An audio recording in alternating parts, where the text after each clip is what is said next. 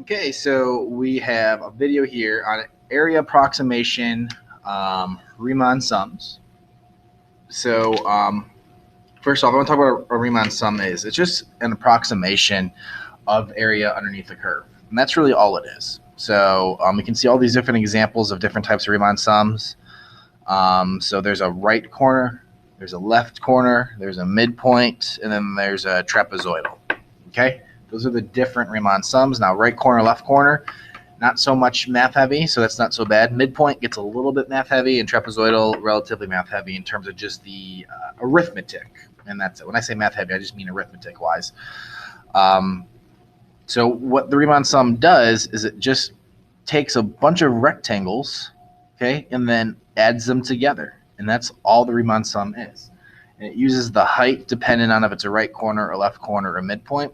Trapezoidal is the only one where it's not rectangles, and they're actually using trapezoids and adding all those together. So for a lower sum, you would just use the smallest y value on each interval for the heights. And for an upper sum, so lower sum is going to be on the left. And an upper sum would be a right, use the largest y value on each interval. So let's just go through with an example here. So we have the temperature of water in a tub at time t is modeled by strictly increasing, and I'll get to why that's important probably towards the end, twice differentiable function w. At time t equals 0, the temperature of the water is 55 degrees. The water is heated for 30 minutes and beginning at t equals 0.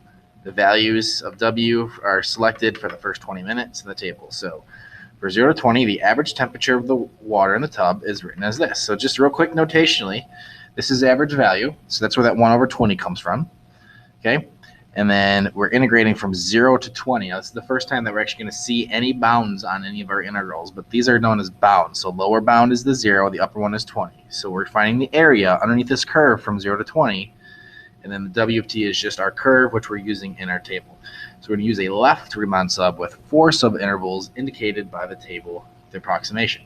So what you need to do is you need to go ahead and set this up. So 1 over 20, 0 to 20, w of t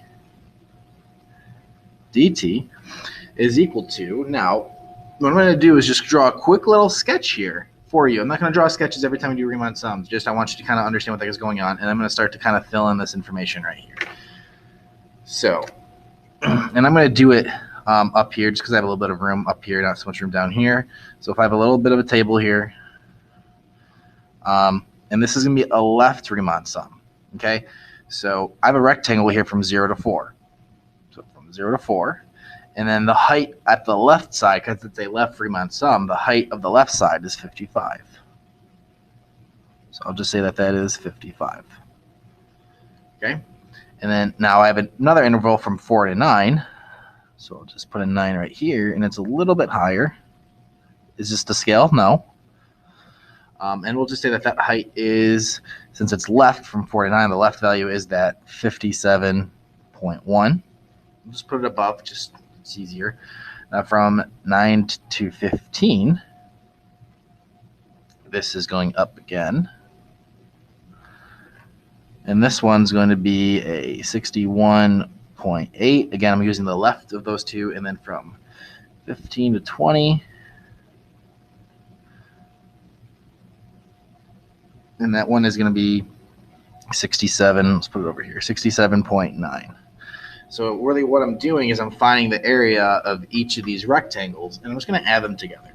And that's all the Riemann sum is. So the setup here is just figuring out, okay, how high is my rectangle? Well, when you look at the width from 0 to 4, you're just going to use the left side because it asked for a left Riemann sum. Okay?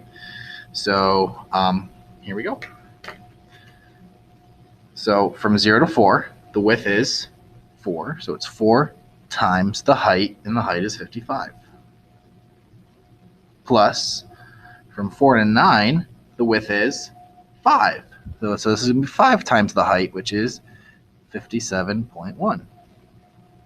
Okay? Then the width from 9 to 15 is going to be 6, and the height is 61.8, plus the width, I forgot to label this part. This should be a 20 on my little graph right here. The width from 5 to 20 is 5 times the height, which is 67.9. Okay, so if you're doing a Riemann sum problem, especially on free response, the setup right here, this is going to give you a point. Okay, and you're allowed to make up to one error to earn that point. Let's say that one of these numbers was off. You could still get the point for the setup. Obviously, you're not going to get the point for the answer. If you get two of these wrong, well, then you're not going to get the setup points. So just kind of be aware of that. So you're usually going to get a point here for the setup and then our answer. And then usually, if it asks for units, we can do units as well. So I'm going to use my little cheat sheet here just so that I can, oh, and there's one thing I did forget, actually, is this 1 over 20. So it's 1 over 20 times all of this, because this is all an average. Okay, so it's 1 over 20 times all of this. And that's where that 1 over 20 comes from. Okay, so I'm getting the average height for all of these. So, my cheat sheet, just because on the calculator on me, is going to be 60.79 degrees Fahrenheit is my label here, because I'm looking for the average temperature. Okay, so there's that. And that's how I do a left Riemann sum. That's how you set it up. This one just happened to be an average one. That's why we divided by the 20. Okay. Is this approximation an overestimate or underestimate of the average water temperature in these 20 minutes? And let's explain our reasoning. Okay, so let's talk real quick. This is a strictly increasing function, right? So I'm going to real quickly draw a function that is strictly increasing. So let's say that I have a function like this, right? Strictly increasing. And I want to use a left Riemann sum. So I'm going to use it right here, here, here, and just use these intervals, okay? So let's start down here at this far right one. This is a left Riemann sum. I'm going to go ahead and draw the left side and then make my rectangle that way, okay? And draw my left side in the next one, make my rectangle that way, and then start drawing my left one, which I kind of already did right there, and then keep going from there, okay? So since it's strictly increasing, this is how it's always going to look, give or take what the actual space in between is. So is this going to be the area in between all of these rectangles? Is that going to be an overestimate of the actual area underneath that curve or an underestimate? The answer is going to be an underestimate. So this is going to be an underestimate. All right, why? I'm going to try to keep this as brief as possible. Because it is a left Riemann. Spelling doesn't matter so much. I will spell it right for you because it is your notes. Because it is a left Riemann sum on an increasing interval. And that's all you need to say. You don't have to explain why the left Riemann sum in an increasing interval is the reason it's an underestimate. That message is pretty self-explanatory by looking at this picture. You just need to say underestimate. Why? Because it's left Riemann sum on increasing. So what would an overestimate be? An overestimate, that reasoning would be, well, a left Riemann sum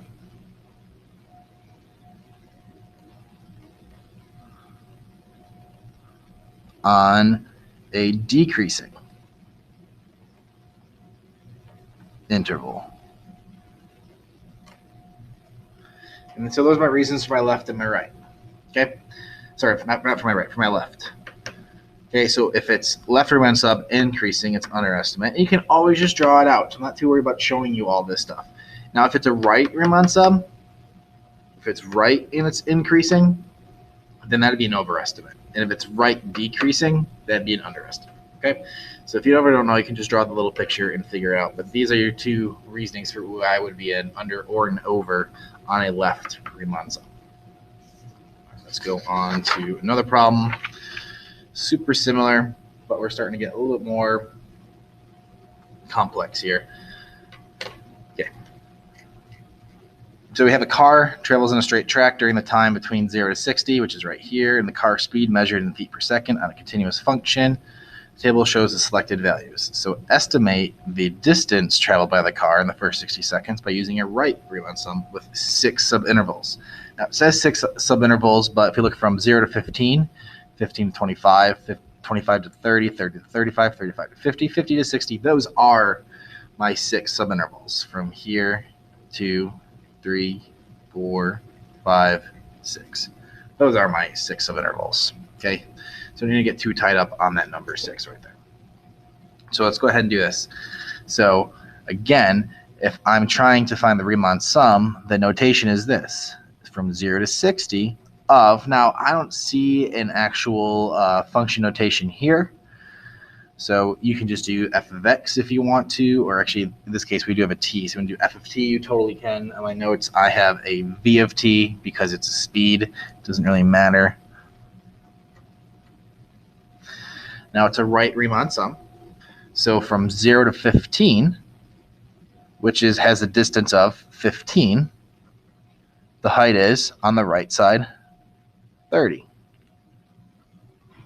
Plus, from 15 to 25, that's 10, a width of 10, and since this is a right side, height of 20. Plus, 25 to 30 is going to be a width of 5 and a height of 14. Plus, another width of 5, height of 10. Plus, this one has a width of 15, height of 0. And then this one has a width of 10 and a height of 10. And you would fire this up in your calculator. Usually these problems are calculator based, so I'm going to use my little cheat sheet here. And this is going to be 870. And what's my label here? Since it's distance, it's actually going to be just feet. All right, and we'll focus more on what these labels would be in a little bit. Not so much for today, though. Just understand that if we're looking for distance, the label should be feet. Okay, because what a Riemann sum really does is it takes the rate away, if that makes sense. So it takes away the time. Okay, let's do the same thing here, but this is from 60 to 30 using a trapezoidal approximation. So trapezoidal now is a little bit tougher, and I'm going to kind of write out what it is for you. I'm going to graph it just like I did before. So I'm going to go from 30 to 60 of this v of t dt, and that's going to equal, well, I'm going to go ahead and draw this real quick. So I'm using a little bit of a table here. I'll just do it down here because I have room.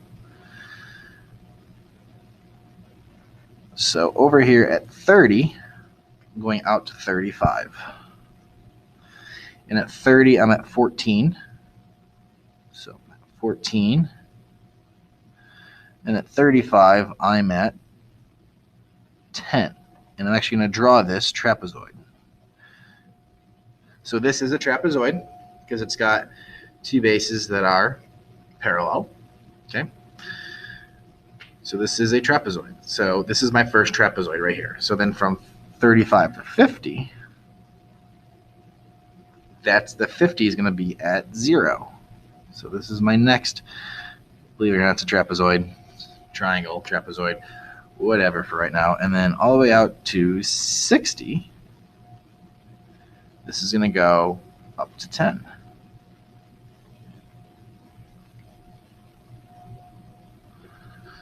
Okay? So what is the area for a trapezoid? Just to remind you, it's going to be, for a trapezoid, it's 1/2 base 1 plus base 2. And that's because that's the average base. It's the average base times the height. Okay? Or this is also known as 1/2 height 1 plus height 2, which is the average height times the base. That should be an h right here. Okay? Either way how you look at it, because if I flip this around, this is a base, that's a base. If I have it flipped this way, this is one height and that's a height, and this is the constant base. It doesn't really matter. So you're really just taking the average height or average base, whatever the two parallel sides are, times the height or base, whatever one we didn't multiply by. Okay, so for this first trapezoid right here, this is going to be the average of my two heights, which is 14 and 10. So 14 plus 10 times the width of the base here, which is 5, plus, we're averaging here, so it's 1/2, 10 plus 0, and then my width is 15, plus 0, it's average of 0 and 10 again, and my width here is 10. So this is the setup. Sorry, there's a little crooked eye. This is the setup here for a trapezoidal. Okay, and then all we're going to do here is I'm going to use my handy dandy cheat sheet. I don't have a calculator on me. It's 185 feet.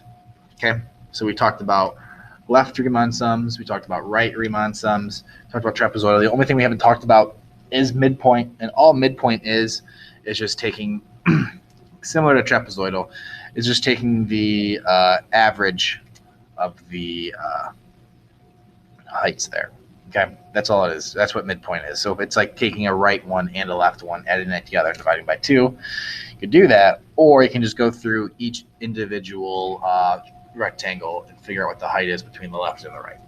Okay, and that's it.